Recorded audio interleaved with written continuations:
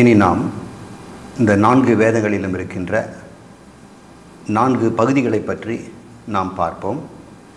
ஒவ்வொரு வேதத்திலும், அதாவது ரிக், யஜுர், சாம, அதர்வணம், இந்த 4லும் ஒவ்வொன்றிலும் சம்ஹிதா என்ற ஒரு பகுதி இருக்கும், பிராமணம் என்ற ஒரு பகுதி இருக்கும், ஆரண்யகம் என்ற பகுதி இருக்கும், ஆரண்யம் என்றும் சொல்லலாம், உபனிஷத் என்று அல்லது வேதாந்தம் என்று பொதுவாக அழைக்கின்ற ஒரு பகுதியும் இருக்கிறது. ஆக ஒவ்வொரு புஸ்தகத்திலையும் 4 பகுதிகள் இருக்கும். அது என்னென்ன, அந்த பகுதிகள் என்ன?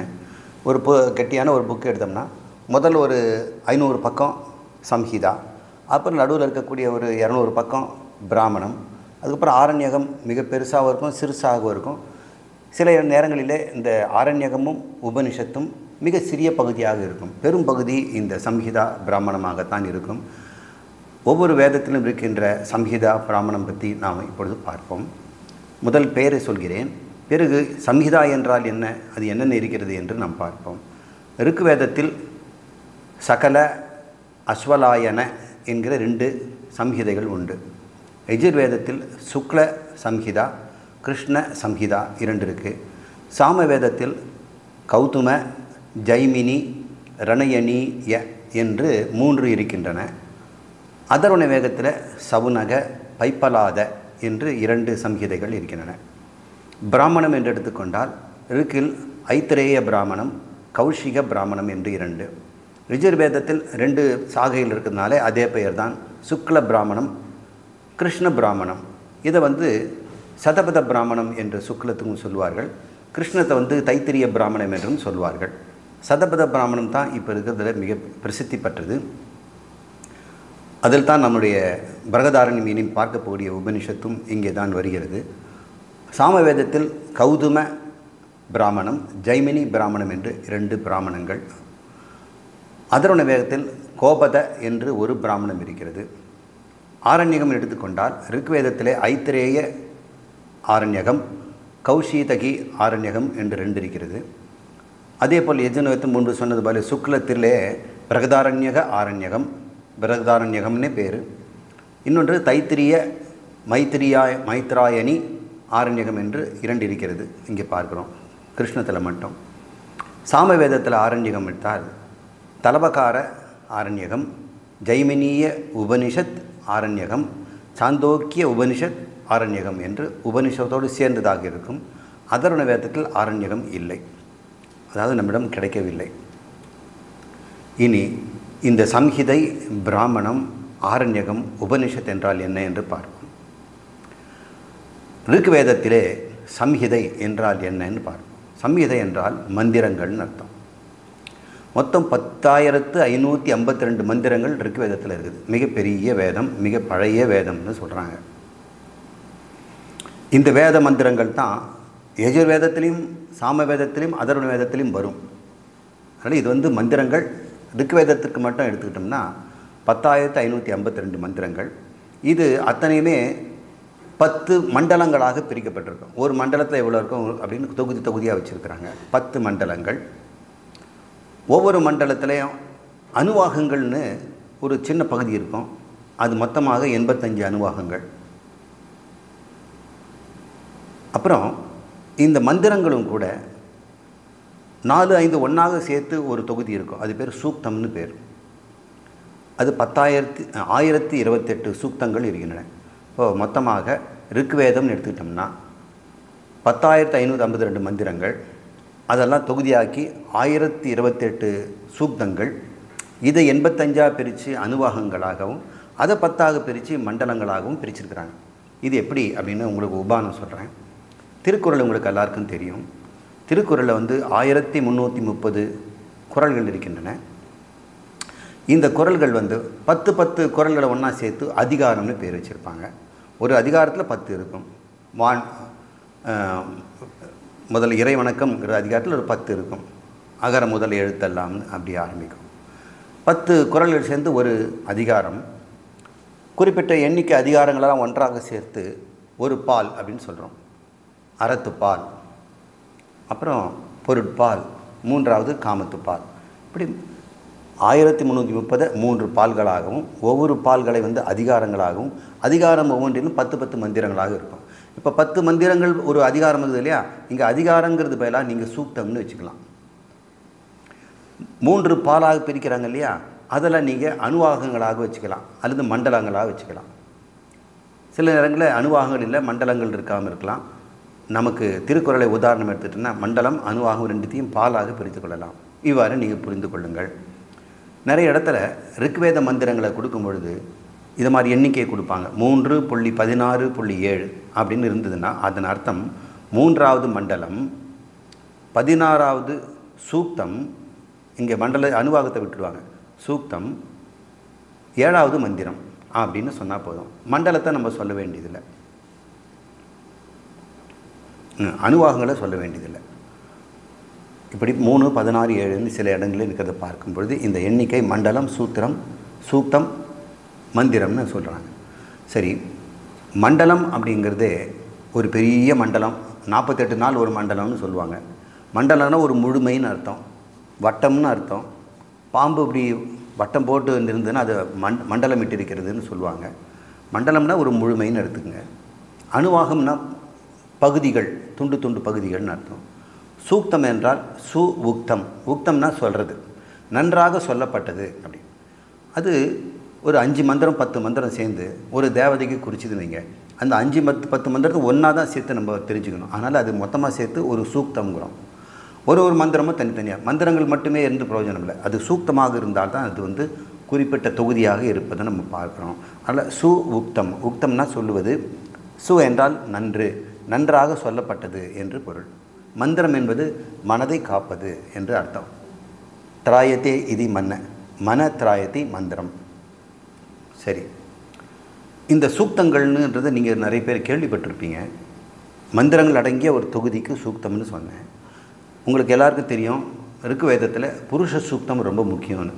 நிறைய பேர் புருஷ சூக்தத்தை வந்து தினமும் பாராயணம் பண்ணுறவங்க இருக்கிறாங்க. அதில் நிறைய விஷயங்கள்லாம் இருக்கும். இரண்ய கர்ப்பத்தை பற்றி அதெல்லாம் இருக்கும், தோற்றம் மறைவு எல்லாம் பற்றி இருக்கும், சிருஷ்டி சிதி லயத்தை சொல்லியிருப்பாங்க. புருஷன்னு சொல்லக்கூடிய ஆத்மாவை பற்றி விளக்கங்களும் அங்கு இருக்கும், இறைவனை பற்றிய விளக்கங்களும் இருக்கும். இரண்ய கர்ப்ப சூக்தங்கிறதும் இன்னொரு மிகப்பெரிய நல்ல சூக்தம் தெரிஞ்சது. தான அன்னதன சூக்தம் அப்படின்னு ஒன்று இருக்கிறது. இவ்வாறு முக்கியமான சில சூக்தங்களை மட்டும் இங்கே கொடுத்துருக்குறேன். இன்னும் நிறைய சூக்தங்கள்லாம் இருக்கின்றன. உங்களுக்கு தான் தெரியும், 85 1028 சூக்தங்களை நம்ம பார்த்தோம். இந்த ரிக்வேதங்களெல்லாம் சொல்லிக் கொடுக்குற பூஜாரின்னு ஒருத்தர் இருப்பார். 4 பூஜாரிகள் சேர்த்து ஒரு ஹோமம் பண்ணலாம். ஒருத்தர் ரிக்வேதத்துக்கு இருப்பார், ஒருத்தர் யஜுர்வேதத்துக்கு, ஒருத்தர் சாம வேதத்துக்கு, ஒன்று அதர் வேதத்துக்கு. இந்த எந்த வேதத்துக்கு யார் உட்கார்ந்துருக்காங்களோ அவருக்கு தனி பெயர் உண்டு. ரிக்வேதத்துக்கு செய்கிற பூஜாரிக்கு ஹோத்ரி என்று பெயர். அவர் சொல்கிற மந்திரங்களுக்கு ரிக்குன்னு பேர். ரிக்வேத மந்திரத்துக்கு மட்டும் ஒரு ரிக்கு 2 ரிக்குன்னு சொல்லுவாங்க. அப்படின்னா ஒரு 2 மந்திரம், ஒரு மந்திரம். மந்திரத்துக்கு ரிக் என்றும் பெயர். அதனால் ரிக்வேதம்னு அதுக்கு பெயர். எது மாதிரி யஜு சாம அதர்வண வேதங்களுக்கும் ரிக் மந்திரங்கள் உள்ளே இருக்கின்றன. இப்போது இந்த ரிக் வேதத்தில் என்னென்ன பகுதி இருக்குதுன்னு பார்ப்போம். மண்டலங்கள், சூத்திரங்கள், மந்திரங்கள், சூக்தங்கள், மந்திரங்கள், அப்புறம் அதனுடைய ரிஷிகள் அப்படின்னு பார்ப்போம். நம்ம அணுவாகத்தை விட்டுட்டோம். 1, 2, 3, 4, 5, 10 மண்டலங்கள் இருக்குது. முதல் மண்டலத்தை 191 சூக்தங்கள், அதில் 2006 மந்திரங்கள் இருக்குது. இந்த மந்திரங்களை கண்டுபிடிச்சி கொடுத்தவங்க வந்து மது சந்த, மேததிதி, கௌதம, அவர் கௌதமன்னு சொல்கிறோம். இன்னும் நிறைய பேர் வரிசையாக இருக்கிறார்கள். இவங்களெல்லாம் சேர்ந்து இந்த மந்திரங்களை கண்டுபிடிச்சி கொடுத்துருக்குறாங்க. இது நம்ம யார் எந்த மந்திரத்தை சொன்னார், எந்த தேவதைன்னு சொல்லுவாங்க இல்லையா, அதை வச்சு இந்த கண்டுபிடிச்சிருக்கிறாங்க. 2வது மண்டலத்தில் 43 சூக்தங்கள், அதில் 429 மந்திரங்கள். இதனுடைய ரிஷி பெயரும் அங்கே இருக்கிறது, கிருத சமத மற்றும் அவருடைய குடும்பத்தினர். 3வது சூக்தம் 62 சூக்தங்கள் கொண்டது மண்டலம். அதில் 617 மந்திரங்கள். விஸ்வாமித்ர என்ற ஒரு முனிவர், அந்த ரிஷி கண்டுபிடிச்சு கொடுத்தது. 5வது 87 சூக்தங்கள், 727 மந்திரங்கள், அத்ரி மற்றும் அவரது குடும்பத்தினர். 6வது 75 சூக்தங்கள், 765 மந்திரங்கள், பாரத்வஜ அண்ட் அவருடைய குடும்பத்தினர். இதெல்லாம் நீங்கள் பார்த்தீங்கன்னா இவங்கெல்லாம் பெரும்பாலும் இவர்களுடைய கோத்திரத்தின் பெயராக இருக்கும். பாரத்வஜ கோத்திரம், விஸ்வாமித்திர கோத்திரம் அப்படின்னு தெரியும், வாமதேவ கோத்திரம் அப்படின்லாம் பார்ப்போம். இப்பாரு கண்வ அங்கிர என்ற அந்த ரிஷிகள் 8வது மண்டலத்தில் இருக்கின்ற 103 சூக்தங்களையும் 1716 மந்திரங்களையும் கொடுத்திருக்கிறார்கள். அப்புறம் சோம தேவதா மற்றும் அவருடைய குடும்பத்தினர்கள் ரிஷிகள், அவர்கள் 1108 மந்திரங்களையும் அது 114 சூக்தங்களாகவும் இருக்கின்றன. கடைசியாக 10வது மண்டலம் விமத, இந்திர, சக்ஷி அன்று மற்றும் சில பெயர்கள்லாம் சேர்ந்து இதை கொடுத்துருக்குறாங்க. இதெல்லாம் இருக்கிறாங்கன்னு உங்களுக்கு தெரிஞ்சுக்கிறதுக்காக நம்ம சொல்கிறோம். இந்த தகவலெல்லாம் நம்மக்கிட்ட இருக்கிறது பத்திரமா. இனி இது நம்ம பார்த்தது ரிக்வேத சம்ஹிதை. யஜுர்வேதத்தில் சம்ஹிதை இருக்குது. அது என்ன அப்படின்னு பார்த்தோம்னா, யஜுர்வேதங்க கத்தியாத்மகம் என்று சொல்லுவாங்க. மந்திரங்கள் அதிகமாக இருக்காது, உரைநடையாகத்தான் இருக்கும். யஜுஸ் என்றாலே உரைநடைன்னு தான் அர்த்தம். அதனால் அது யஜுர்வேதம்னு பேர். மந்திரங்கள் குறைவாகவும் பக்திகளாக பெருசாக விளக்கும். ஏன்னா இது அதிகமாக சடங்குகளை பற்றியும் யக்னம் பற்றி விளக்கங்களாகத்தான் இருக்கும். இந்த யஜுர்வேத சம்ஹிதைகளை மந்திர பகுதியை 2 சாகைகளாக பிரிக்கிறாங்க. ஒன்று கிருஷ்ண யஜுர்வேதம், மற்றது சுக்ல யஜுர்வேதம். இந்த கிருஷ்ண யஜுர்வேதம் எப்படி தோன்றியது என்பதற்கு ஒரு கதை இருக்கிறது. இந்த கதையை மஹிதரர் என்பவர் கூற கேட்டு நமக்கு இந்த பரம்பரை சொல்லி கொண்டிருக்கிறது.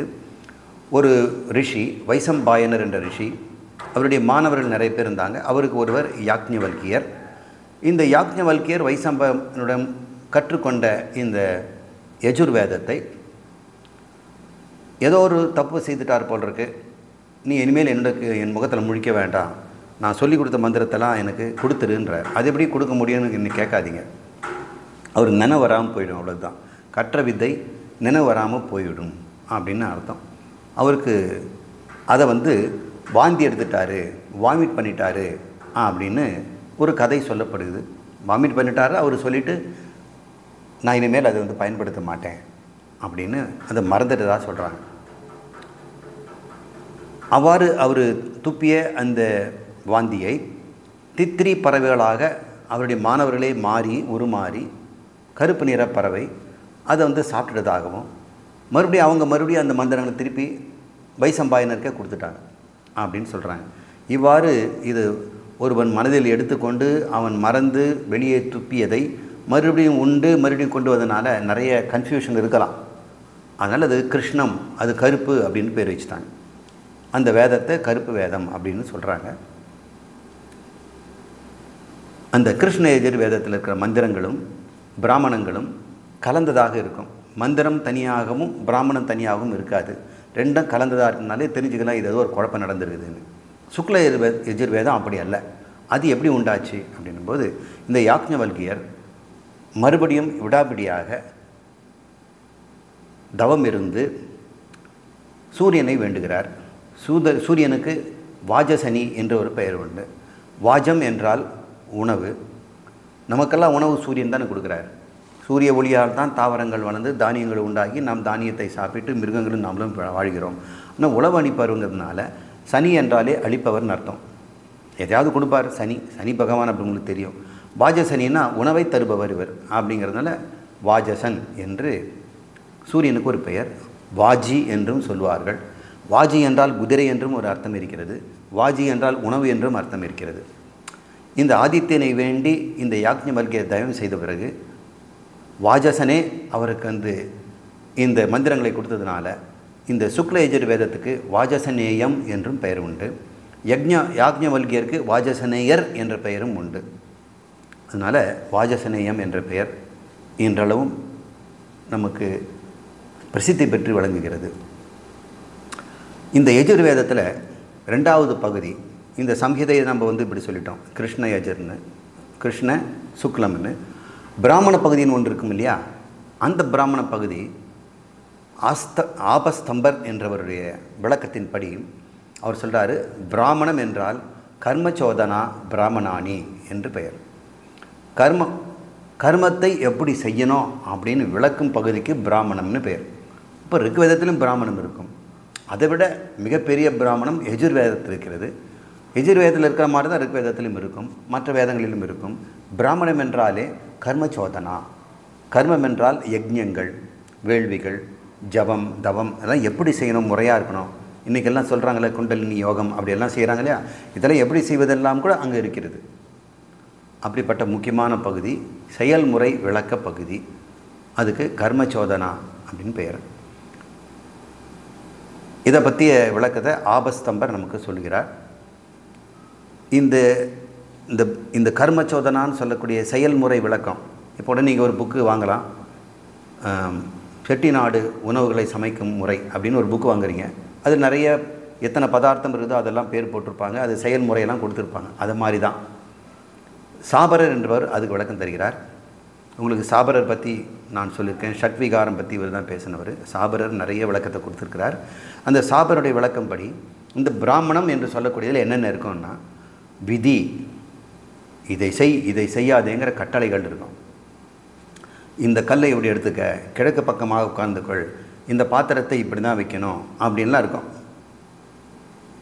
எந்த நேரத்தில் செய்யணும், எப்போ செய்யணும், எந்த பிறகு செய்யணுங்கிறதெல்லாம் விதின்னு பேர். அப்புறம் எதற்காக இதெல்லாம் செய்கிறோன்ற விளக்கமும் இருக்கும், அது பேர் ஹேத்து. மூன்றாவது நிந்தா, சில இதெல்லாம் செய்யக்கூடாதுன்னு கடுமையாக அது எச்சரிக்கும், அது பேர் நிந்தா. அப்புறம் பிரசம்சா, இதை செய்தால் ரொம்ப நல்லது அப்படின்னு சிலதெல்லாம் பாராட்டும். சம்சயம், சிலது சந்தேகம் இருந்ததுன்னா அதை நிவர்த்தி பண்ணும். நமக்கே சில இது 8 நாள் கழித்து செய்யலாமா, இதை காலையில் செய்யலாமா, செய்தது மிச்சமாக இருக்கிறது எங்கே போடுறது அப்படின்லாம் ஒரு சந்தேகம் வந்ததுன்னா அதெல்லாம் நீக்கிற பகுதி சம்சயம். நிர்வச்சனம் என்றது எட்டிமாலஜி. எட்டிமாலஜின்னா இந்த சொற்களெல்லாம் எங்கேருந்து வருது அப்படின்னு விளக்கத்தை அதுவே கொடுத்துரும், அது ஒரு நிர்வச்சனம். ஏழாவது பராக்கிரிய, புகழ்தல். இந்த யஜ்ஞத்தை செய்தால் இதெல்லாம் உனக்கு கிடைக்கும்னு அது புகழ்ச்சியை சொல்லும். புறாகல்ப, இந்த பரம்பரை கதைகள். ஒவ்வொரு யஜ்ஞத்தை பற்றியும் அந்த ராஜா அதை பண்ணார், இந்த ராஜா பண்ணார், இதை இப்படி செய்திருக்கிறான்னு பழைய கதைகள் எல்லாம் சொல்லக்கூடியதெல்லாம் இருக்கும். அது பரம்பரை கதைகள் இருக்கும், அது புறாகல்ப. இதெல்லாம் தொகுதியாக இருப்பது தான் வேதம்னு சொல்கிறாங்க. இந்த வேதத்தை படிக்கிறதுனால நமக்கு குறிப்பாக இந்த பிராமண பகுதியை படிக்கும் பொழுது நமக்கு அந்த காலத்து மக்கள் எப்படி வாழ்ந்தாங்க, எப்படியெல்லாம் செய்தாங்க, எதற்கெல்லாம் எப்படி செய்தாங்க, ஒன்றுத்துக்கும் ஒரு கட் அண்ட் ரைட்டு இப்படி தான் இருக்கணுன்ற சரி தவறுன்ற விதிகளை அவர்கள் எப்படி கடைபிடித்தார்கள் என்பதை நம்ம இதிலேருந்து நம்ம தெரிஞ்சுக்கலாம். நம்முடைய பண்டைய கால மக்களுடைய வாழ்க்கை, பாரத நாட்டு மக்களுடைய வாழ்க்கை முறையை, உணவு பழக்க வழக்கங்கள், உடை பழக்க வழக்கங்கள், நடவடிக்கைகள், ஒழுங்குமுறைகள் எல்லாம் இங்கேருந்து தான் கற்றுக்க முடியுது. அப்புறம் 9வது வேதரண கல்பனா. வேதரணம் அப்படின்னா எதை எப்படி செய்யணும் அப்படின்ற ஒரு நிர்வாக முறை. சில பேருக்கு சரியாக செய்யத்தரனா அவனுக்கு சரியாக வெதரணமே இல்லாதவன் அப்படின்னு சொல்கிறான், அவனுக்கு வெதரணை பத்தாதுன்றான். வெதரணம் என்றால் ஒன்றை செய்யும் பொழுது எல்லா பொருளும் கடை இந்த ஒரு பொருள் இல்லை, மஞ்சள் மட்டும் இல்லை அப்படின்னு ஓடக்கூடாது, எல்லாம் கொண்டு வந்து வைக்கணும். ஒரு யஜ்ஞம்னாலோ சடங்கு என்றாலோ திருமண சடங்கு என்றாலோ என்னென்ன பொருள் எங்கெங்கே இருக்கணும், எவ்வளோ இருக்கணுங்கிறத நிர்வாகம் பண்ணக்கூடியது வெதரண கல்பனா. அப்புறம் உபமானம். உபமானங்கிறது இதை இப்படி செய்யணும் அப்படின்னு உபமானம் சொல்லும், வாழ்க்கையில் இருக்கக்கூடிய மற்ற பகுதியோடு செல்லும். இது பார்க்கும்போது பிராமணங்கிறது மிகப்பெரிய புஸ்தகம்னு தெரியுது. இது எல்லாரும் படிச்சிருக்கணும். நமக்கு மிக சிறந்த புஸ்தகமாக நான் நினைக்கிறது இந்த சுக்ல யஜுர்வேதத்தில் இருக்கிற சதபத பிராமணம் தான். தைத்திரிய பிராமணம் உண்டு, அது இன்னொரு சாகையில் இருக்கிறதுனால சதபர பிராமணம் ரொம்ப பிரபலமானது, எல்லார் கையிலும் இருக்கிறது. நீங்கள் கூட இந்த sanskrit.org இது போன்ற முக்கியமான இடத்துல இது போன்ற பிராமணங்களெல்லாம் நம்ம பெற்றுக்கொள்ளலாம். கம்ப்யூட்டரில் இன்டர்நெட் மூலம் போய் இதெல்லாம் வாங்கி படிக்கலாம். இதனுடைய பூஜாரியின் பெயர், அங்கே முதல்ல ஹோத்ரின்னு சொன்னவருக்கு இவனுக்கு அத்வர்யுன்னு பெயர், இவங்களாம் குறிப்பு பெயர் வச்சுருக்கிறாங்க. இந்த சம்ஹிதையில் கிருஷ்ண யஜுர்வேதத்தில் தைத்திரிய, காடக, கபிஸ்தல, மைத்ராயணி என்று சம்ஹிதைகள் தொகுதி இருக்கிறது. சுக்ல யஜுர்வேதத்தில் மத்தியந்தின, கண்வ என்று 2 இருக்கிறது. இதில் கண்வ என்பதைத்தான் சங்கரர் பயன்படுத்தி நமக்கு விளக்கம் கொடுத்திருக்கிறார். இந்த சுக்ல யஜுர்வேதத்தில் பிரகதாரண்ய உபநிஷத்துக்கு மத்தியந்தின என்பதிலும் இந்த உபநிஷத்து இருக்கிறது. கண்ம என்ற சாகையிலும் இருக்கிறது. இந்த கண்வ சாகையில் இருக்கிறது மட்டும்தான் சங்கரர் நமக்கு எடுத்து கொடுத்திருக்கிறார். இதை நம்ம பின்னாடி பார்ப்போம். இந்த சுக்ல யஜுர்வேதத்தில் சம்ஹிதையில் பிராமண பகுதியில் 40 அத்தியாயங்கள் இருக்கின்றன. இப்பொழுது சாமவேதம். இந்த சம்ஹிதையில் 1875 மந்திரங்கள் இருக்குது. சம்ஹிதைனா மந்திரங்கள்னு சொன்னேன். அதில் 1771 மந்திரங்கள் ரிக்வேத மந்திரங்கள் தான். ஒரு வித்தியாசமும் கிடையாது. வெறும் 99 மட்டும்தான் சாமவேதத்துக்கு உரியது. கிட்டத்தட்ட சாமவேதங்கிறது ரிக்வேதமே தான். ஒரே வித்தியாசம், இந்த சாமவேத மந்திரங்களை இசையோடு பாடுவார்கள். என்ன வாத்தியமும் எல்லாம் கிடையாது. பாடும் பொழுதே ராகம் போட்டு பாடுவார்கள். இந்த சாமவேத பூஜாரிக்கு உத்காத்ரு என்று பெயர். சாமவேதத்தில் 1000 சாகைகள் இருக்குதுன்னு சொன்னாங்க. இப்போது அதில் 3 மட்டும்தான் இருக்கிறது. 1000 சாகைன்னா ஆயிரக்கணக்கான குடும்பங்களில் இந்த சாமவேதம் ஓதப்பட்டு இருந்தது. அவங்க கொஞ்சம் கொஞ்சம் வித்தியாசம் இருப்பதனால இது இவங்க குடும்பத்து அந்த குடும்பம் கொஞ்சம் வித்தியாசம், நீங்கள் அப்படி சொல்லுவீங்க நான் அப்படி சொல்லுவோம் அப்படின்னு சொல்கிறதுனால 1000 சாகைகள் இருக்குதுன்னு சொல்கிறாங்க. அதில் 3 மட்டும்தான் இப்பொழுது கைவசம் உள்ளது. அதை கௌதம, ஜைமினி, ரணயணீய சாகா என்று சொல்கிறார்கள். கானமாக பாடுவதனால சாமம்னு பேர். சாமம் என்றாலே இசை என்ற அர்த்தம். இதில் இந்திரனை பற்றிய பாடல், அக்னியை பற்றிய பாடல், சோமன் என்ற சந்திரனை பற்றிய பாடல், அவர்களுக்கு உபாசனைகள் எல்லாம் நிறைந்திருக்கின்றன. சாமவேதம் உரைநடை போல பேசுவதற்கல்ல, பாடுவதற்காக ரிக்கு மந்திரங்கள் தான் நீட்டி முழக்கி இங்கே பாடப்படுகிறது. அதர்வன வேதத்தில் 730 சம்ஹிதைகள் இருக்கின்றன, தொகுதிகள். மொத்த மந்திரங்கள் 6000 மந்திரங்கள். கிட்டத்தட்ட ரிக்வேதத்தில் பாதிக்கு மேலே இதில் இருக்குது. இந்த ரிக்வேத பூஜாரிக்கு பிரம்மா என்று பெயர். உத்காத்ரு சாமத்துக்கு சொன்னோம், இவனுக்கு பிரம்மா என்று பெயர். யாக குண்டத்தில் செய்யும் பொழுது அதர்வன வேத பூஜாரி எந்த மந்திரமும் அதிகமாக சொல்ல மாட்டார். மற்றவங்களை கட்டளையிட்டு கொண்டிருப்பார். அவர் முடித்தவொடனே இவர் செய்யணுங்கிறத அவர் சுட்டி காட்டுவார். எதுவும் தவறு நடக்காமல் அவர் பார்த்துக்குவார். வரிசைக்கிறவங்க கரெக்டானு பார்ப்பார். இவங்க மந்திரங்கள் சொல்லும்போது 1008 சொல்லணும்னா 1008 இவர் ஞாபகம் வச்சுருப்பார். 1008 முடிஞ்சதுன்னா இவர் ஞாபகப்படுத்துவார். இல்லைன்னா அவங்களுக்கு தெரியாது. கணக்கு எடுத்துக்கு இவர் தான் கணக்கு வச்சுருப்பார். இப்போ பிரம்மா என்பவன் எந்த விதமான குற்றமும் சொல்லக்கூடாது. ஒரு யஜ்ஞத்தில் குற்றம் சொல்லிட்டால் அந்த யஜ்ஞத்தில் சில குற்றம் நடந்திருக்குதுன்னு அர்த்தம். இப்போ பிரம்மா வாயிலேருந்து எந்த வார்த்தை வந்துடக்கூடாதுன்னு மற்ற ஹோத்ரியும் அத்வரியும் இந்த கிருஷ்ண யஜுர்வேத ஹோத்ரியும் இவங்க கிட்டேருந்து கொஞ்சம் பத்திரமாக தான் இருப்பாங்க. ஆனால் இவர் எந்த மந்திரமும் சொல்ல மாட்டார். உத்காத்ரு, அத்வரியு, ஹோத்ரி இவங்க 3 பேருமே பிரம்மாவிடமிருந்து கடும் சொல்லிடாமல் பார்த்து கொள்வார்கள். எதுவுமே யஜ்ஞத்தில் விட கடும் சொல்ல மாட்டாங்க. ஓம் என்று தான் பேசுவாங்க. ஓம் என்று உத்தரவு வாங்குவாங்க. உத்தரவு கொடுத்தாலும் ஓம் என்று தான் சொல்வார்கள். ஓம் என்ற சொல்லை தவிர வேறு எதுவும் பேச மாட்டார்கள். இவனுக்கு பிரம்மா என்று பெயர். இந்த அதர்வன வேதத்தில் இருக்கிற மந்திரங்கள் என்ன செய்கிறது, இதில் இருக்கிற பிராமணம் எதை சொல்கிறது என்றால், நிறைய விஷக்கடி மருந்துகள், மூலிகை மருந்துகள், ஆயுர்வேத முறைகள், இந்த பில்லி சூன்யம் போன்றதெல்லாம் ஏவல் விடுதல், அவற்றை வசியப்படுத்துதல், மனதை கட்டுப்படுத்துதல் போன்ற ஸ்பெல், சாம் அப்படின்னு சொல்லுவாங்க. ஸ்பெல் போடுறதுனா மந்திரம் போட்டோம்னா அப்படியே அந்த மந்திரம் பலிச்சுற மாதிரி இருக்கும். இது போன்ற மந்திரங்களெல்லாம் அதர்வன வேதத்தில் இருக்கிறது. ஈம சடங்குகள் செய்வது பற்றும் இருக்கிறது. நல்ல உபனிஷத்துக்களும் நம்மிடம் இங்கிருந்து நாம் பெறுகிறோம். அதர்வன வேதம் அதிகமாக பயன்படுத்தாத வேதம், இருந்தாலும் அதிகம் பயனுள்ள பொருட்களும் அங்கே அடங்கியிருக்கின்றன. 4வது பகுதி நாம் சம்ஹிதை ஆரண்யகத்தை நம்ம பார்த்தோம். ஆரண்யகத்தில் என்ன சொல்லப்பட்டிருக்குதுன்னா, இந்த மனிதர்கள், குடும்பஸ்தர்கள் மந்திரங்களையும் பிராமணங்களையும் தான் அதிகம் பயன்படுத்துவாங்க. இந்த உபனிஷத்தும் ஆரண்யகமும் அவங்களுக்கு தேவையில்லை. ஏன் அவங்களுக்கு தெரிய மாட்டேங்குது? எதுக்காக அவங்க அதை பயன்படுத்துறதில்லைன்னா, குடும்பஸ்தனுக்கு இனிமேல் பெற வேண்டியதை அடைய வேண்டியதற்காக வாழ்கிறான். ஆனால் இந்த பின்பகுதி ஆரண்யகமும் உபனிஷத்தும் உன்னிடம் ஏற்கனவே இருக்கின்றதை சுட்டி காட்டுவதாக இருக்கும். அப்படிப்பட்டது அது. அதனால் இந்த 2 விதமான மக்களை நம்ம பார்க்குறோம். பெருவாரியான மக்கள் வேதத்தின் மூலம் ஏதாவது பெற முடியுமா, வாழ்க்கையை சீரமைக்க முடியுமா அப்படின்னு பார்க்குறாங்க. அவங்கள கர்மகாண்டிகள்னு சொல்கிறோம். அதனால் அவங்களுக்கு பெருவாகையாக இந்த மந்திரங்களும் சம்ஹிதைகளும் பிராமணங்களும் அவங்களுக்கு ஒதுக்கப்பட்டிருக்கு.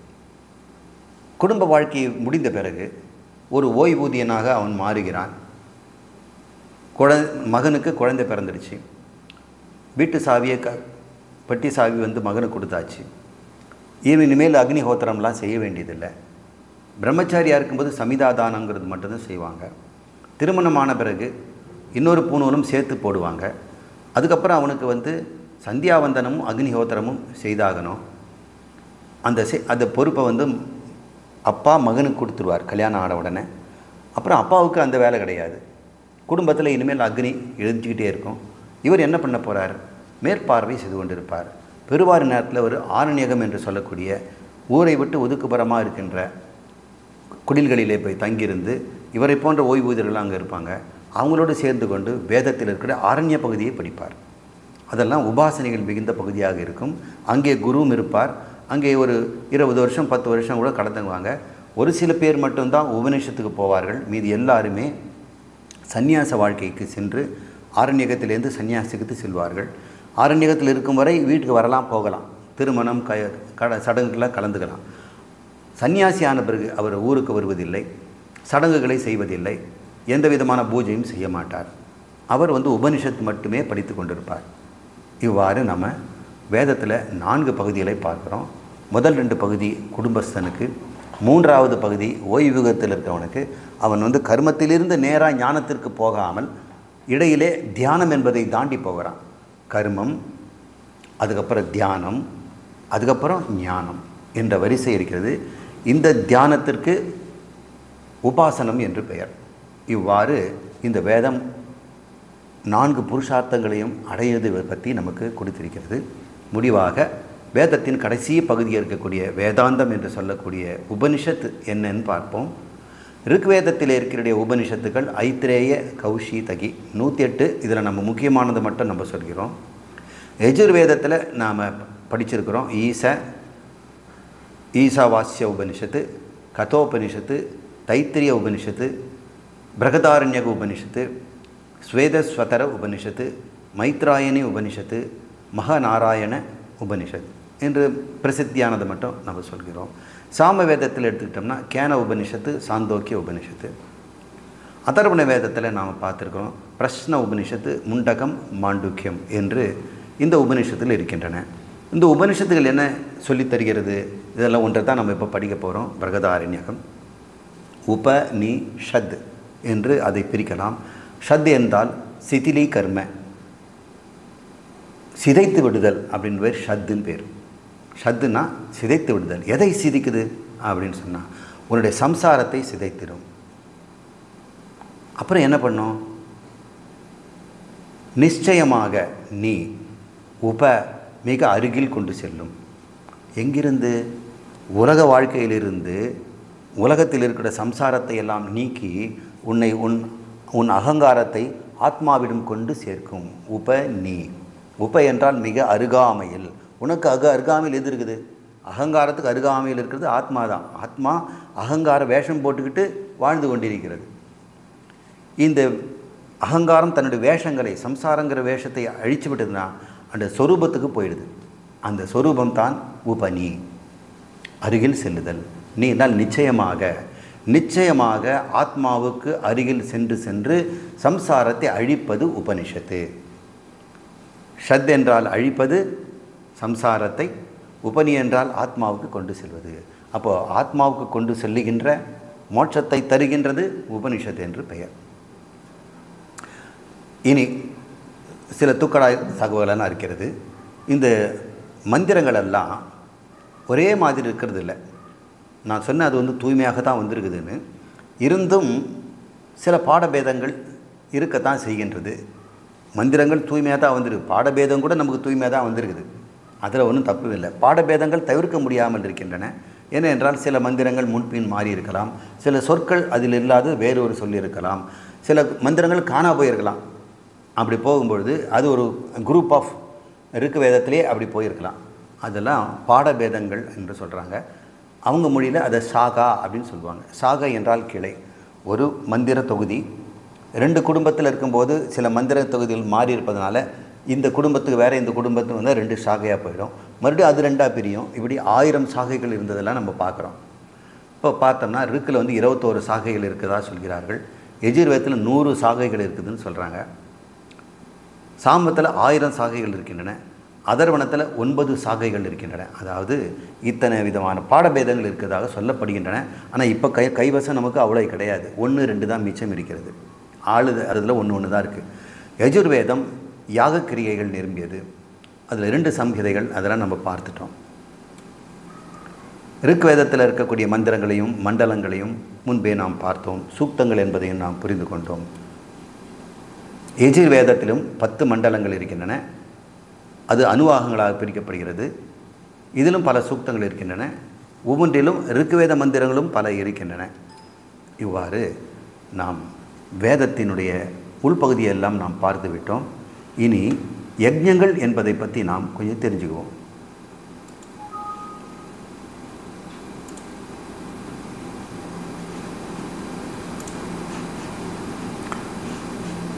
வேதம் என்றாலே யஜ்ஞங்கன்னு நம்ம தெரிஞ்சுக்கணும். யஜ்ஞம் அப்படிங்கிறது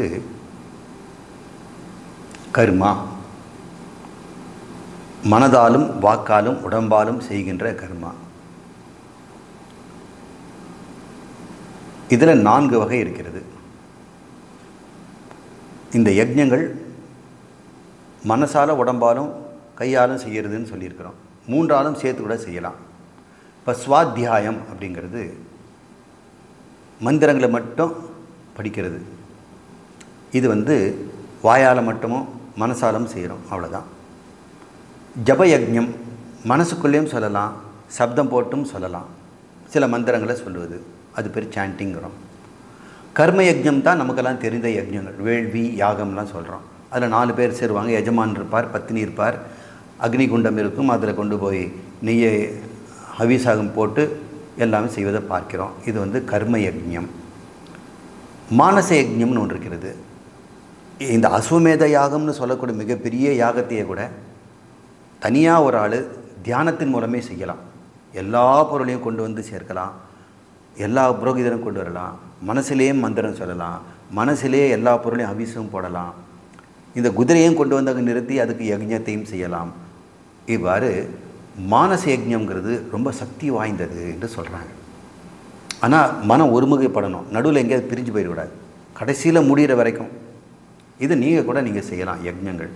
யாராவது சபரிமலைக்கு போயிருந்தாங்கன்னா அவர்கள் எப்படி கட்டுநரை ஆரம்பித்தாங்க, அப்புறம் எப்படி நடைபாதையில் ஒவ்வொரு ஊராக போனாங்க, பம்பையில் குளித்ததுலேருந்து அந்த விநாயகன் கோயிலுக்கு போயிட்டு அப்புறம் ராமரை தொழுதுட்டு மேலே வந்து ஒவ்வொரு மலை படிக்கட்டாக போனதெல்லாம் நினைவச்சு, ஒவ்வொரு மரத்தையும் பார்த்து நினைவைத்து, சபரிமலை ஐயப்பனை பார்த்துட்டு 18 படி வழியாக சென்று தரிசனம் செய்துவிட்டு வந்த அத்தனையும் வந்து ஒரு அங்குலம் கூட விடாமல் நீங்கள் நினைத்து பார்த்தீங்கன்னா நீங்கள் யாத்திரை போன மாதிரியே அர்த்தம். யாருமே உழைப்பே இல்லாமல் செய்ய முடியும். இது பேர் மானச யஜ்ஞம்னு பெயர். இவ்வாறு யஜ்ஞங்கள் எல்லாம் சுவாத்தியாயம், ஜபம், கர்மயஜ்ஞம், மானச யஜ்ஞம் என்று சொல்கிறோம். இந்த கர்ம யஜ்ஞத்தில் பற்றி சில வித்தியாசங்கள் இருக்கிறது. மானச யஜ்ஞம் செலவில்லாமல் ஒருத்தன் செய்யலாம், மிகப்பெரிய யஜ்ஞத்தை கூட ஒருத்தன் செய்யலாம், ஆனால் நினைவு இருக்கணும் மந்திரங்கள் எல்லாம். இந்த கர்ம யஜ்ஞத்தில் எடுத்துக்கிட்டோம்னா பாக யஜ்ஞம்னா சமையல், பாகம்னா சமையல், நலபாகம்னா சொல்லுவாங்க, நலனால் செய்யப்பட்டது.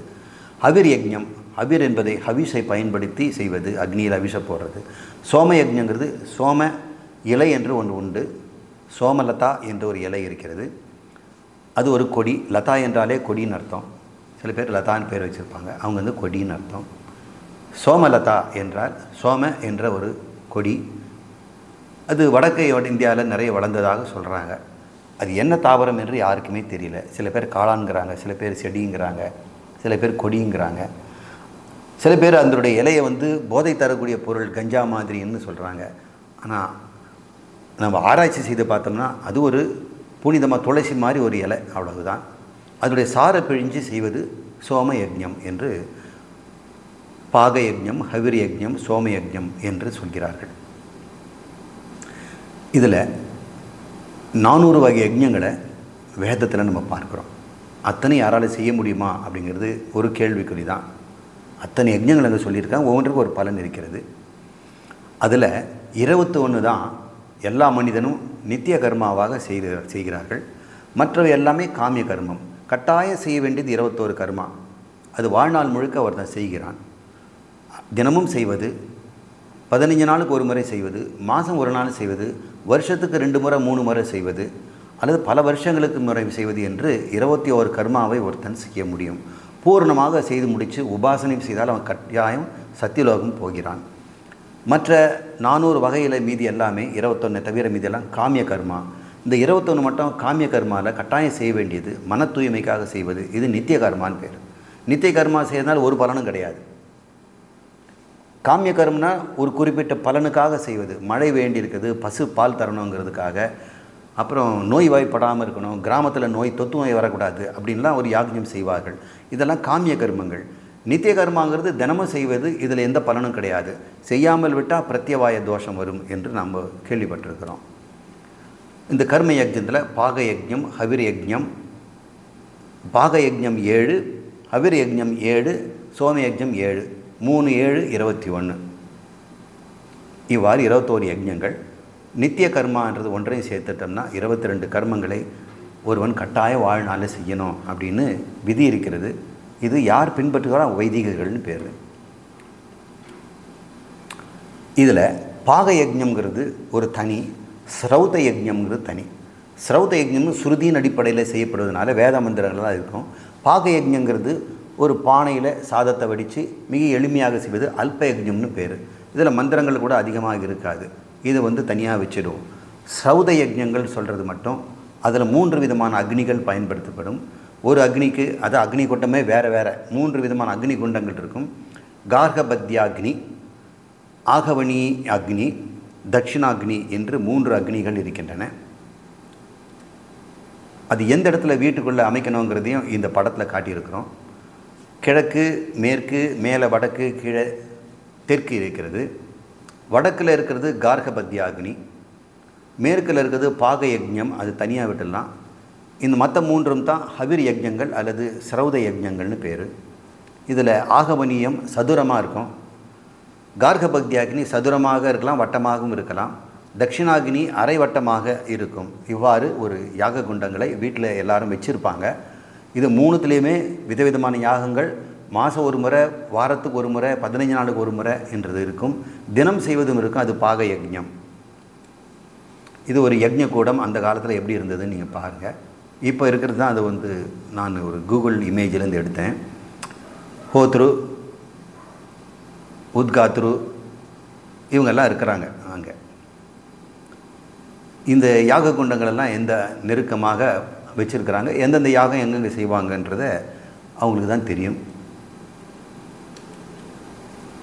ஒரு வீட்டில் இந்த மாதிரி யாகங்கள் செய்வதற்குன்னு கட்டி வச்சுருக்கிறாங்க. ஒரு அரை முழுக்க அப்படி இருக்கிறத பார்க்குறோம். சதுரமாக, வட்டமாக, அரை வட்டமாக. பாக யஜ்ஞமும் அங்கே நடுவில் இருக்குது. யஜ்ஞத்துக்கு தேவையான பொருள் வைக்கக்கூடிய நடுவு பகுதியும் இருக்கிறது. இதெல்லாம் இன்றளவும் பாரத நாட்டில் கட்டி காப்பாற்றப்படுகிறது. கார்கபக்தியம்ங்கிறது ஒருவன் வாழ்நாள் முழுவதும் செய்வது. கிரகங்கிறது தான் கார்க அப்படிங்கிற அர்த்தத்தில் வீட்டில் கட்டாயம் இருக்க வேண்டிய ஒரு அக்னி. இந்த அக்னி அணையவே கூடாது. வாழ்நாள் முழுக்க வீட்டில் அணிய அந்த அக்னி கூடாது. மறுபடியும் பொழுது வெடிஞ்ச உடனே அதை தூண்டி விட்டு கங்குலேருந்து மறுபடியும் உண்டாக்கணும். அக்னி ஒரு முறை அது அணைஞ்சு போச்சுன்னா இன்னொரு வீட்டிலேருந்து வாங்கிட்டு வரும்போது அதுக்கு சில பிராயச்சித்தெல்லாம் சொல்லி மந்திரங்களை சொல்லி தான் வாங்கிட்டு வரணும். எத்தனை காலம் இதை கொண்டு வர முடியும்? அவன் தன்னுடைய குடும்ப பொறுப்பை மகனுக்கு ஒப்படைச்ச உடனே அவன் கார்கபத்யாக்னியிலேருந்து விடுதலை பெறுகிறான். அதுக்கப்புறம் அவன் செய்ய வேண்டியதில்லை. மகன் அதை தூண்டி செய்வான். அப்போது அந்த தாத்தா இப்போ மகன் செய்யும்போது அவன் மகனுடைய அப்பா இருப்பான் இல்லையா, அவனுக்கு மரணம் வந்ததுன்னா அந்த அக்னியிலேருந்து தான் அவனுக்கு நெருப்பை எடுத்துகிட்டு போய் கொண்டு போய் அவனுக்கு ஈமக்கடன் செய்யணும். அங்கே போய் வத்திக்கு செல்ல பண்ண முடியாது. இங்கேருந்து தான் அந்த சட்டியில் தூக்கிட்டு போவாங்க. இவ்வாறு கார்கபத்யாக்னி மற்ற எல்லா அக்னியுக்கும், தட்சிணாக்னிக்கெல்லாம் நெருப்பு வேணும், இதுலேருந்து தான் எடுக்கணும். அதனால் இந்த நெருப்பு மட்டும் அணையவே கூடாது என்று சொல்லப்படுவது. கார்கபத்திய அக்னி எப்பவுமே அப்பாவுக்காக செய்யப்படுவது. ஆகவனிய அக்னியை வந்து தாயின் நலனுக்காக செய்வார்கள். தட்சிணாக்னியை வந்து ஒருவன் செய்கிறான்னா அது குருவுக்காக செய்வது என்று மாதா பிதா குரு இந்த 3 தெய்வங்களுக்காகவும் 3 அக்னிகளை குடும்பத்தில் வைத்து கொண்டு செய்வது பாரத நாட்டு பழக்கம். இதெல்லாம் உங்களுக்கெல்லாம் தெரிஞ்சது தான், நீங்கள் தான் பண்ணியிருக்கேன்னு என் தயவுசெய்து கேட்காது. நான் அதெல்லாம் வந்து இதெல்லாம் படிச்சுட்டு தான் சொல்கிறேன். எங்கள் குடும்பத்தில் இதில் யார் இதெல்லாம் செய்வதும் கிடையாது. பாரத நாட்டில் இதை செய்வது நான் பார்த்ததும் கிடையாது. கேள்விப்பட்டதை தான் உங்களுக்கு சொல்லிகிட்டு இருக்கிறேன். மறுபடியும் இது வந்து இதெல்லாம் மறுபடியும் நம்ம நாட்டில் வருமா அப்படின்னா எப்போ வரும்? ஆரம்ப காலத்தில் பாரத நாட்டு ஒரு நடைமுறை வாழ்க்கையை இப்போ இருக்கிறது. குடியரசு நாடுன்னு சொல்கிறோம். நமக்கு வந்து மத சார்பின்மை உள்ள நாடுன்னு சொல்கிறோம். மற்ற நாடு பாகிஸ்தான் போன்றதெல்லாம் மத சார்புடையது. அவங்க நிச்சயமாக சொல்லிட்டாங்க இங்கே ஒரே ஒரு ரிலிஜன் தான் இருக்குது, இஸ்லாம் தான் எங்களுதுங்கிறாங்க. யூரோப்லலாம் வந்து எங்களுது வந்து கிறிஸ்டியன் தான் சொல்கிறாங்க. நம்ம நாடு எங்களது எந்த மதமும் இல்லை அப்படின்னு ஒரு மதமில்லாத நாடாக இருக்கிறது. எப்படி இதெல்லாம் காப்பாற்றப்படும்? இப்போ பாகிஸ்தான்னு சொன்னால் இந்துஸ்தான் ஒன்று இருந்திருக்கணும் இல்லை? அது ஏன் தொலைச்சிட்டோம்? சரி, மறுபடியும் அது கிடைக்குமா அப்படின்னா குடியரசு நாட்டில் அதுக்கு வாய்ப்பே இல்லை. மக்களுக்கு சுதந்திரம் இருக்கிறது. யஜ்ஞங்கள் செய்யலாம், செய்யாமல் இருக்கலாம். ஓட்டு சாப்பிட்டுட்டு சம்பாதிச்சுக்கிட்டு வாழ்ந்தால் போதும் என்ற வாழ்க்கை இப்பொழுது வந்து விட்டதுனால யாருக்கும் இந்த யஜ்ஞத்தை பற்றிய அக்கறையும் யாருக்கும் இல்லை. இப்போ இல்லை, கடந்த 400 வருடங்களாக இஸ்லாம் ஆங்கில ஆட்சி நடந்து கொண்டிருந்தது. 400 வருஷங்கள். அதுக்கு முன்னாடி 700 வருஷங்கள் இஸ்லாம் ஆட்சி. கிட்டத்தட்ட 1100 வருஷங்கள் பாரத நாடு அந்நியர்களால் ஆளப்பட்டதுனால எப்படி இந்த யஜ்ஞங்கள்லாம் இன்னும் இருக்கும்னு நீங்கள் எதிர்பார்க்குறீங்க? எங்கேயோ இந்த இஸ்லாமும் ஆங்கிலேயர்களும் நுழையாத இடம் ஒன்று இருக்கும் இல்லையா, தொலைதூரத்தில் அங்கே இருக்கும். கன்னியாகுமரி போன்ற இடத்துலையும், கேரளாவில் ஒரு சில இடங்களிலும், பெங்காலில் சில இடங்களிலும், காசி போன்ற இடங்களிலும் தான் இதெல்லாம் நம்ம இன்னும் பார்க்க முடிகிறது. இந்த யஜ்ஞங்கள்லாம் செய்வதற்கு அவர்கள் அனுமதி தரலை. இந்த மதத்தை தான் நம்ம செய்யணும்னு. அது இல்லாமல் பாரத நாட்டில் புத்த மதமும் ஜைன மதமும் வந்த பிறகு இந்த யஜ்ஞங்களுக்கு மதிப்பு இல்லாமல் போயிடுச்சு. அவர்கள் ஈஸ்வரனே இல்லைன்னு சொல்கிறவங்க. இப்படிப்பட்ட ஒரு தாக்குதல்கள், மத தாக்குதல்கள் பாரத நாட்டில் இருந்ததுனால இன்னும் கூட இந்த தகவல் இன்றும் உங்கள் காதில் விழுதுன்னு சொன்னால் நாமெல்லாம் புண்ணியம் செய்திருக்கிறோம். இது மறுபடியும் தோன்றும். இந்த கலி முடிந்து மறுபடியும் சத்திய யுகம் தோன்றுச்சுன்னா மறுபடியும் இதெல்லாம் ஆரம்பிச்சிடும் என்று நூலிலே சொல்லப்பட்டிருக்கிறது. அதை நம்புவோம். நாம் இல்லாமல் போயிடுவோமானா அந்த யுகத்திலும் நாம் இருப்போம். ஏனென்றால் ஜீவர்கள் புதிதாக உண்டாகுவதில்லை. ஒரே ஜீவர்கள் தான் எல்லா யுகத்திலும், எல்லா கல்பத்திலும், எல்லா காலத்திலும் இருப்பார்கள். அவர்கள் தோற்றமே இல்லாமல் இருக்கின்ற ஜீவர்கள். எவன் ஒருவன் உபனிஷத்தை கற்று குருவின் மூலம் தன்னை பிரம்மம் என்று அறிந்து கொண்டானோ அவன் ஜீவத்துவம் அன்றோடு முடிவடைகிறது. இந்த பிரபஞ்சத்திலே ஒரு ஜீவன் இல்லாமல் போய்விடுவான், பிரம்மம் இருக்கும். இந்த பாக யஜ்ஞம் 15 நாட்களுக்கு ஒரு முறை செய்யப்படுவது. இதுக்கு ஸ்தாலி பாகம் அல்லது பானை சோறு என்று பெயர். ஸ்தாலி என்றாலே பானை. பானையில் தான் இது வந்து யஜ்ஞத்தை செய்யணும். அடுப்பு மூட்டி பானையில் சாதம் வடிக்கிறது தான். மாதம் ஒரு முறை பார்வணம் என்று ஒரு யஜ்ஞம் செய்வார்கள். மற்ற 5 வருடத்துக்கு ஒரு முறை செய்வதும் இருக்கிறது, அல்லது வருடத்துக்கு 5 முறை செய்வதும் இருக்கிறது. இது சிறிதளவு செய்வதனால, வீட்டளவு செய்வதனால அல்ப யஜ்ஞம்னு பேர். இதில் ஔபாசனம், வைஸ்வதேவம், பார்வணம், அஷ்டகம், மசி ஸ்ரத்தா, மசிங்கிறது வந்து கடையிறது, கீரை கடையிறது, அப்புறம் சர்ப்பபலி, ஈசான பலி, இதெல்லாம் இந்த பாக யஜ்ஞத்தில் பல பெயர்கள். இதெல்லாம் நான் தேடி பார்த்து இதெல்லாம் கிடைச்சிருக்கு. ஹவிர் யஜ்ஞம் அப்படின்னு சொல்கிறத நம்ம பார்த்தோம். ஹவிர் யஜ்ஞங்கிறது ஹவிர் கொடுப்பது, இது சிரௌத் அக்னியில் செய்வது. இதில் முக்கியமான சில யஜ்ஞங்கள்லாம் தர்சபூர்ண இஷ்டி. இஷ்டி என்றாலே யஜ்ஞம். இஷ்டின்னா விருப்பம்னு கூட அர்த்தம். இங்கே காமியமாக செய்யப்படுவதனாலும் அல்லது மனசுத்துங்கிற ஒரு இஷ்டியாக செய்வதனால இஷ்டி என்றால் யஜ்ஞம் என்று பெயர். தர்ச பூர்ண இஷ்டி. தர்ச என்றால் அமாவாசை, பூர்ணம் என்றால் பௌர்ணமி. அமாவாசைக்கு ஒரு முறையும் பௌர்ணமிக்கு ஒரு முறையும் செய்வது, மாதத்துக்கு 2 முறை செய்வது தர்ச பூர்ண இஷ்டி. இது அடிப்படை. இது பிரகிருதியின் பேர். பிரகிருதியின் அடிப்படை புரோட்டோகால். இது இந்த புரோட்டோடைப்பின் அடிப்படையில் தான் மற்ற யஜ்ஞங்கள்லாம் செய்யப்படும். இதில் என்னென்ன செய்யப்படுன்ற ஒரு வரிசை இருக்கும் இல்லையா, இதை ஒருவன் கற்றுக்கணும். தர்சபூர்ண இஷ்டியை செய்துட்டான்னா அவன் யஜ்ஞம் செய்கிற முறையை கற்றுக்கொள்கிறான். அதனால் இது பேர் பிரகிருதி என்று பெயர். ஒவ்வொருவர் இந்த பிரகிருதியை தெரிந்து கொள்ள வேண்டும். இதில் முக்கியமான சில ஹவிர் யஜ்ஞங்கள். அக்னிஹோத்திரம் என்பது தர்சபூர்ண மாச இஷ்டி, இதை பார்த்தோம். அப்புறம் அக்ரயணேஷ்டி, பிண்ட பிதுர் யஜ்ஞம், சாதுர்மாசியம், நிறுத்த பசுபந்த, சௌத்ராமணி என்று சில ஹவிர் யஜ்ஞங்களை பற்றி சில கொடுத்துருக்குறேன். இப்போ சோம யஜ்ஞத்தை வருவோம். பாக யஜ்ஞம், ஹவிர் யஜ்ஞம், சோம யஜ்ஞம் அப்படின்னு சொன்னேன். இந்த சோம யஜ்ஞத்தில் பல ஹோதாக்களை வைத்து செய்வது. கிட்டத்தட்ட 16 பேர் அதில் இருக்க வேண்டியிருக்கும். எஜமானனுடன் சேர்த்து பத்தினியும் சேர்த்து மீதம் இருக்கக்கூடிய இந்த புரோகிதர்களும் சேர்த்து பார்த்தா 16 பேர் வச்சு செய்வது. இது மாதிரி பெரிய இதுக்கு சோம யஜ்ஞம்னு பேர். இதில் முக்கியமானது அக்னிஷ்டோமா என்பது, அதி அக்னிஷ்டோமா என்று ரெண்டாவது, உக்தியா என்பது, சோடசி என்கிற ஒன்று, வாஜபேய என்கின்ற ஒரு பெரிய யஜ்ஞம், அதிராத்திர என்பது, இதெல்லாம் மிகப்பெரியது, 10 நாள்லாம் போகும். அப்தோர்யாம என்று இன்னொன்று இருக்கிறது. இதெல்லாம் சோம யஜ்ஞத்தில் வரிசையில் வருது. இதை சோமத்தழையை பிழிந்து செய்யக்கூடிய ஒரு யஜ்ஞங்கள். இதெல்லாம் இப்போ செய்கிறாங்களான்னு தெரியல. அக்னிஷ்டோமாலாம் செய்யப்படுவதாக கேள்விப்படுகிறேன். அதுக்கு சோம இலைக்கு பதிலாக என்ன பயன்படுத்துகிறாங்கன்னு எனக்கு தெரியாது. வேதத்தில் ஒரு சொல்லியிருக்கிறது, யாவத் ஜீவம் அக்னிஹோத்திரம் ஜுஹோதி என்று சொல்லியிருக்குது. உயிர் வாழும் கடைசி மூச்சு வரை ஒரு அக்னிஹோத்திரம் செய்ய வேண்டும் என்று சொல்லியிருக்கிறது. அதனால் கர்மகாண்டிகளாக இதை பிடிச்சிக்கிறாங்க. நீ எப்படி சந்நியாசம்னு சொல்கிற, சந்நியாசத்தில் அக்னியை தொடக்கூடாதுன்னு சொல்கிற, ஆனால் வேதம் சொல்லுது சாகும் வரை ஒருத்தன் அக்னிஹோத்திரம் பண்ணுன்னு சொல்லியிருக்குது அப்படின்னு கர்மகாண்டிகள் சொல்வார்கள். அப்பொழுது எப்படி அதுக்கு சங்கரர் பதில் சொல்கிறாருன்ற அப்புறம் பின்னாடி நாம் பார்ப்போம். இவ்வாறு வேதத்தை பற்றியும் யஜ்ஞத்தை பற்றியும் ஒரு சுருக்கமான ஒரு முன்னுரையை தெரிந்து கொண்டோம். அடுத்த வகுப்பிலே நாம் சத்தா விசாரம் என்கின்ற ஒரு முக்கியமான முன்னுரையை சங்கரனுடைய அடிப்படையிலே நான் பேசுவேன். அதை